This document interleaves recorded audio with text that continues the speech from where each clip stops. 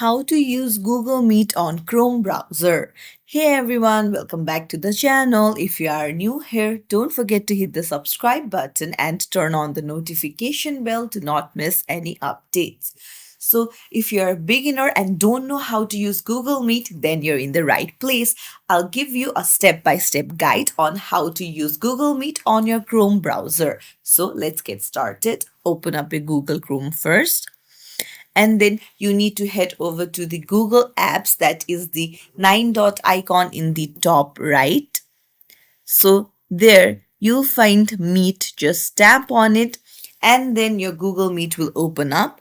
Now you can either enter a code or link to join, or you can even create a meeting yourself. So tap on new meeting. So if you tap on create a meeting for later, then you will get a meet link that you can copy and then send it to people you want to meet with. And you can even save it for yourself. And then you can click the link and join anytime that you want to. So second one is start an instant meeting. And the third one is schedule is in Google Calendar. So if you tap in schedule, then you can schedule the meeting for later. So you can add event titles, you can choose end date, start date, and the time, and you can arrange all the notifications. So this is more like a professional one.